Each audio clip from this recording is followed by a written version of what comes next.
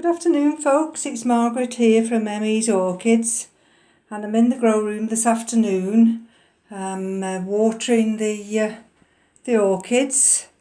The humidifier's on, it's 21 degrees, 73% humidity. I just thought I'd take you through one or two of the orchids. Now this one's Xylobim squallens. Now this is the one that I couldn't pronounce before, but that's my attempt now. And the reason I'm showing you this one is this is the only one I've got that's in semi-hydroponics. And you'd wonder why I've put it in that. Well, I've read up and it does like moisture, but it also likes to dry out, and I think I was keeping it too dry. And the reason I was keeping it, well, the effect of me keeping it too dry is that I do lose the tips. But I've got another little one which was just a little back bulb, and this is just an Orchiata bark, and now that's just sending a new little growth out, so whether that will actually develop, I have no idea. And this is the Coleogeny with the new growth that's just been watered. Now all of these that I'm showing you at this moment in time, that's the Xylobim and the Coleogeny. That little one here, and this little one here, this is the Burfrinaria. There's that one, and the other half to that one is there. Now these have been watered in just ordinary tap water. Now this is one of my Phragmipediums. And if I lift that up,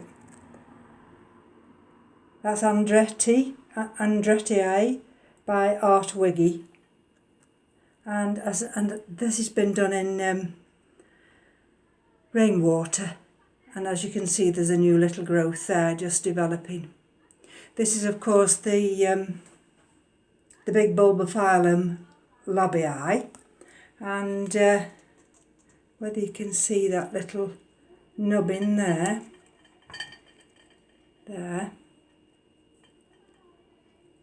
Now I don't know whether that's a new growth, because this is where he sent out the last new growth, and of course that's the damaged leaf. But these two I've been, like I say, I've been watered with rainwater, and most of my, well, all of the hanging ones have been watered with rainwater. I did test my pH today and the TDS. Now, if I take you over to this other big orchid here, it's got a little root nubbin, I think, coming there. Now this is my big Miltassia, and I was absolutely thrilled to bits, because sometimes I'm having to tiptoe now to show you this, but she's got roots that are going down, and that looks, I don't know whether it's a new pseudobulb or a flower. I'm not actually sure, but whatever it is, I'm thrilled to bits. So she's just been watered in just ordinary tap water. So let me come back down here now. So I tested my water today, the tap water and the rainwater.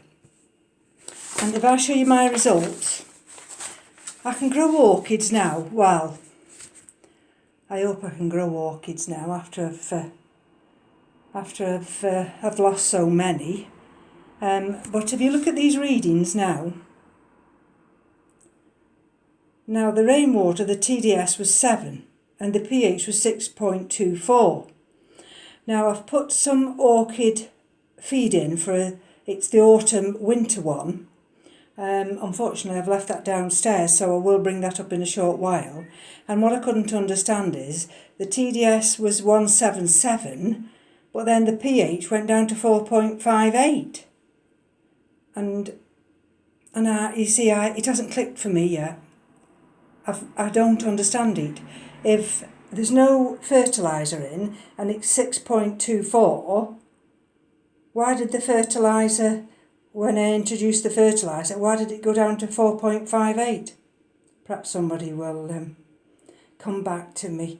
So if you just bear with me a short while now while I just bring some more orchids into view for you.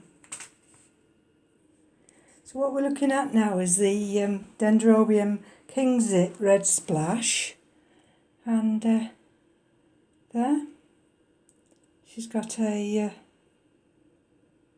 flower inflorescence, and she's got them actually in quite a lot of places when we look down. Don't want to disturb her too much. And if you remember, I was able to split this one into two, and this is the second little one here, but she's already showing little developments there of a flower forming. And if I just put the magnifying glass down now, these are the two Epidendrum radicans. Now this one, this was the larger of the two. She's just been watered, so she's got some sphagnum at the bottom, some Orchiata bark, and then she's got some coconut husk and some more, bear with me a minute, some more bark as well. So she's got some good roots there. And this is the other one, the smaller one. I'm not watering her today, and the reason I'm not watering her is because that sphagnum moss is not actually completely dry. So, although you might think it needs to be watered, I shan't water this till the weekend. I'll check on her again in the weekend. So this is the big Dendrobium. This was the gift, and this one's potted in lava rock. And if I see that one there, that's a new growth. And if I come over here with magnifying glass, she's got two, looks like flower inflorescence is coming there. I'm keeping my fingers crossed, but if we look down at her roots,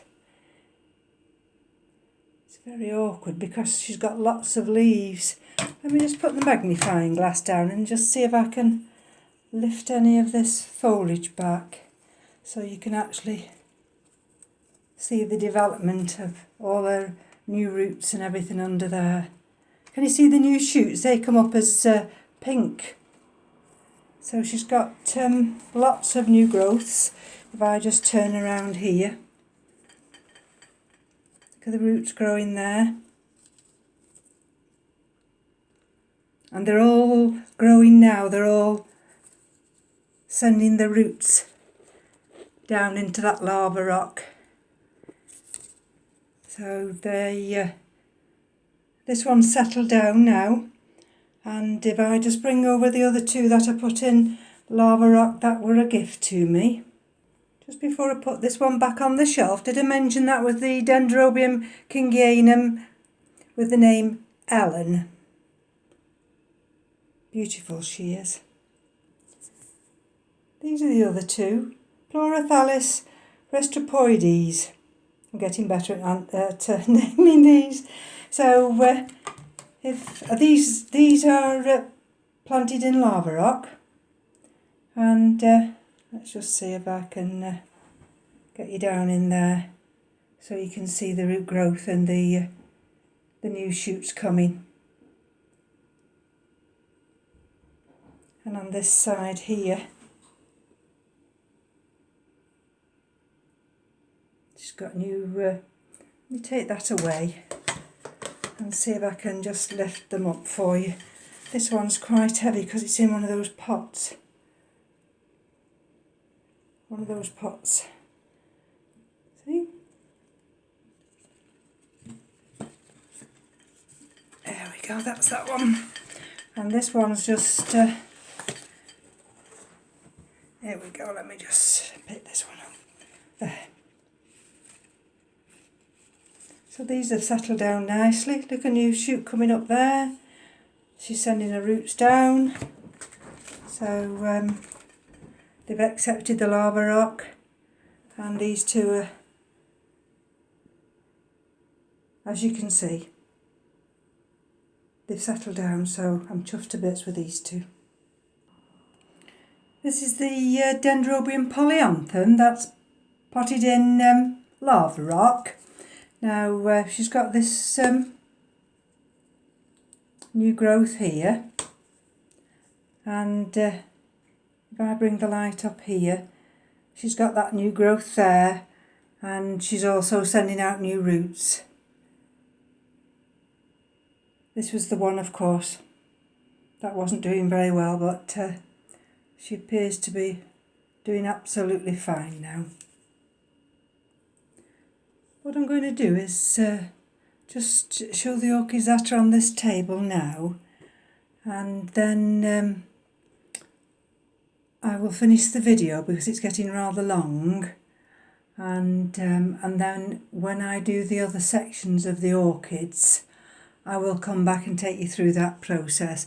Now that's the Dendrobium lodogesi, and everybody says this is such a quick growing orchid. Roger's got his mounted, Todd, I can't remember whether he's got is in a basket, but I seem to struggle with this little one. He did have 3 pieces, and now it's only got 2, so I don't know what I'm doing wrong there. This is the Phalaenopsis tetraspis, and as you can see, that's just thickening it up a little bit. If we take it all the way down here, she's still elongating, isn't she? I don't know whether or not she'll ever bloom for me. And this is the Phalaenopsis finleyi by Stewartiana. This is one, if you remember, that lost the other leaf there. She's got a nice root under at the back here. And that is the Sedera japonica. Now these have been flushed with rainwater, and they've just been fertilised with, let me just see if I can get these 2 here. Just bear with me a minute, so I'll put them on my knee and then I won't disturb. Oh, goodness gracious. Let me have a look. Right, so this is the, if I can get it the right way around, McBean's orchid fertiliser. Now, I'll probably need the magnifying glass to show you that. Oops. Let's see whether it'll focus. Will it focus? Oh, come on, focus.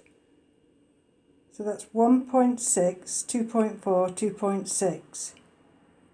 I'll have to get the magnifying glass. Just bear with me a moment, folks. Let's just move something out of the way and put this one here and this other one here. Now this is the other one, and that's spring and summer. But what I wanted to show you,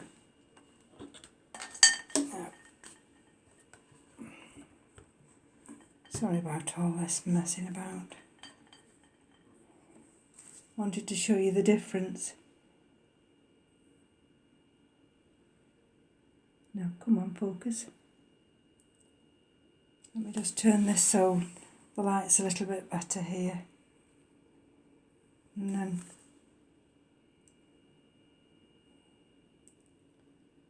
there we go.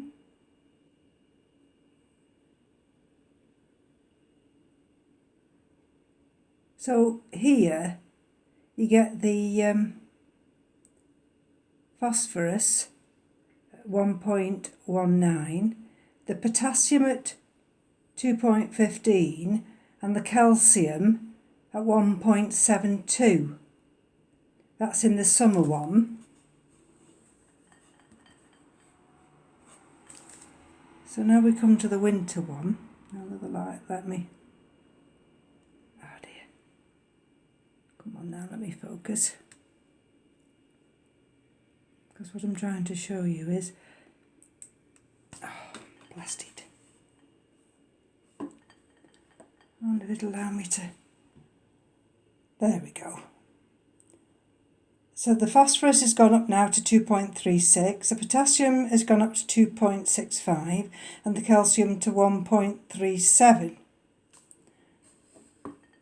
Now I think the calcium's gone down now. Let's just bring this other one back and rest it like that so I can show you. Yes, can you see that? So the calcium actually in the winter one has gone down because of course the orchids don't need as much growth in the winter. Anyway, I still haven't fathomed out really the pH and everything like that, but perhaps I'm not the only one. I seem to be doing all right, folks, don't I, because everything's growing, but I'm one of those that I do like to understand what I'm doing. And if I don't understand, I like to read. But sometimes you read and it doesn't always come across that you can understand. Anyway, folks, I'll do another video. Probably either, if I can do it later on today, I will do, but otherwise it'll be the weekend. So from me to you, enjoy your orchids. Take care. Bye now.